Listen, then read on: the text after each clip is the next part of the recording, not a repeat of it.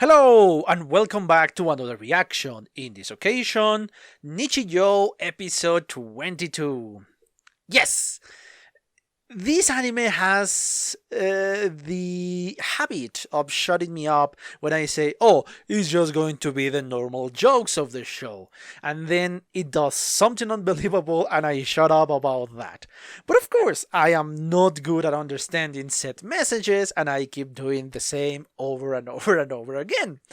But yeah, uh, I don't have much to say within the presentation of this series because genuinely it's not an overarching arc above every single episode. No, it's just jokes, very well done jokes, but jokes. Sometimes it surprised me, sometimes it's just jokes. But yes, I think I'm going to shut up in this presentation and just watch the video. Shall we?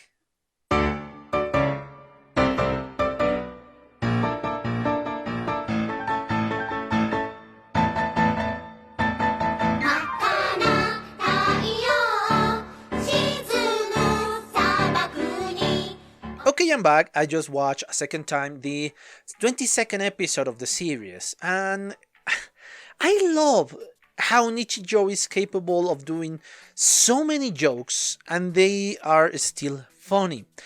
This is something I speak about in my last commentary, that Nichijou presented so many characters and they are so funny, or they are put in situations that are so funny that you can take any character from the show, put it in a situation and make you laugh. Because in the recent episodes, we have seen less of the main cast, and I mean Yuko, Mio, and Mai, and more of the rest of the cast. We have seen a little bit more of Nano. Hell, we have seen less of Nano and more of the professor. We have seen the Mohawk guy. We have seen his dad. We have seen the girl who is in love with Sahara. Tachibana, I think, is her name. And we have seen her friends. But we haven't seen that much of our protagonist, as I said before, protagonist. And it's funny. It's fun. The situation they use. Let's take an example. This is something that we have seen before with the Mohawk guy. He is trying to debunk phenomenon. How to say it? Paranormal phenomenon. He's trying to debunk all of this. Of course, all the time he has failed because he doesn't have enough knowledge to really say, oh, this is this and this and this. Well, the last time. In this time, he was defeated by logic. Because, yes, the owner or the priest of the temple, it's very logical. Oh, I feel like I'm having problems with throat. He gives him medicine. And when he tried to pretend that he has, a possession, a demon is possessing him, he just laugh at him and say, okay, you are crazy, get out of my temple. Of course, this is so lame when I'm describing it like this, but the situation obviously is different. And not only that, I love, again, all the minor characters that have a bigger appearance to this one. Because thanks to these appearances, you start to notice all their personalities. For example, the sister of Mio. Yeah, she's annoying to Mio, of course, because she's always annoying her. But we also know that she's a genius at Kendo, I think it is, if I'm not mistaken. Please correct me if I pronounce that incorrectly. And we get the sister of oh boy, well, the sister that is in love, the sister of the girl that is in love with Sahara. And yeah, she's jealous because this other girl, she's a genius. She knows how to fight. She even scored against the assistant teacher.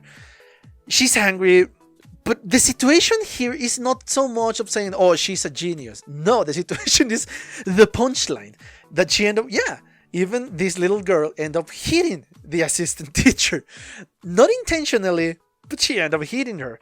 Yeah, it is it is a lot of fun, this one. And yes, of course, the situation, the conflict between father and son, the situation in which Sakamoto can hunt any birds, the little jokes that we see here and there.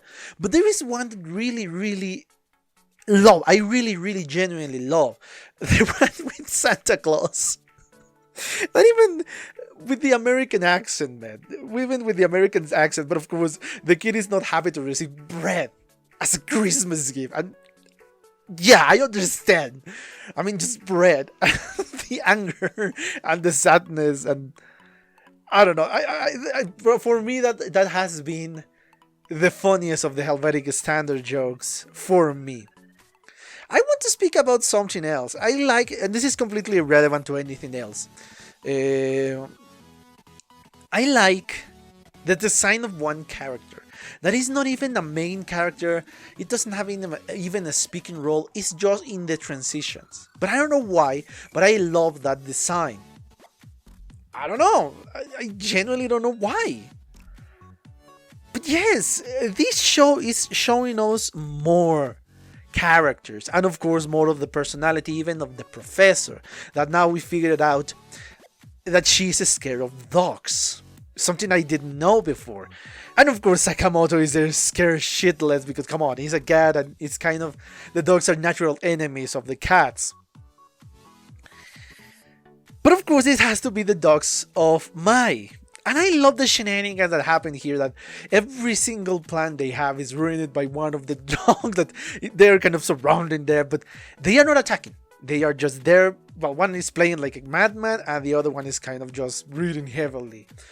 And yeah, when Yuko and Mio arrived and they were beaten by these dogs, I love the exaggerated scream that we hear. The laser beams and destroying everything in their path. Man, yes, again, the ridiculous scenario, exaggerated to the point of 11. But that is what makes the joke great. And yeah, I love how Mai doesn't even acknowledge them. I just see them, so what the hell is going on? What the hell happened? And the only one she acknowledged is, of course, the professor. She understands that the dogs didn't behave that well, and she kind of can say, I don't know if it's called a bribe or something else. Okay, have these chocolates, and it's chocolates by coincidence. And she just goes away and abandons Yuko and Mio there without much of a thought. And yeah, poor Sakamoto that is scared, but even if he is like that, he has been hanging out with a freaking leash. And yeah, poor Sakamoto in this situation. But I love how he still wants to protect, well, not protect, but kind of in the same team of the professor. The last joke is completely confusing because it's a confused old man, a confused grandpa, that he doesn't even know the name of his, I don't know if these are his grandchildren or, well, his grandchild or whatever. But yeah, these two dogs are returning characters because they did the same during the camp, or the failure of a camp that they have before.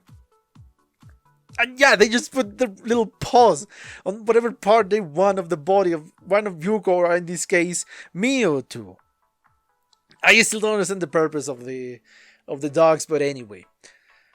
Yeah, the unfortunately the last the ending is kind of weird in my file. It stopped showing anything else after the balloons, and of course I didn't have any subtitles, anything new after the balloons. So yeah, I couldn't get the last joke. I don't know who was the last the one that gave the preview, but yeah, it's a shame because I even enjoyed those last moments of the episode. Anyway, yeah, a great episode, a lot of fun, and again, something that I like, that they are trying to give other characters that we are not used to the front line. They are in the front and they are giving us something different, and that is what is helping this show keeping well, being fresh, keeping itself fresh. Yeah, we're in the last few episodes of the series, and I genuinely love this series. As I said a million times before, but I cannot get tired of saying this, that I genuinely love this series. Anyway, yeah, I think that's it. There is not much to talk about in this episode. I hope you enjoyed this reaction / commentary, and as always, thank you for your attention and see you in the next one. Bye! Okay guys, I hope you enjoyed that video, and if you did, give it a like so the algorithm from YouTube will help me out. And check my other videos, share them, and also why not subscribe to my channel and join this community. And as always, I want to thank you for your attention, your likes, and even your dislikes, your comments, which is something I always look forward to read. And yeah, once more, thanks and see you on the next one.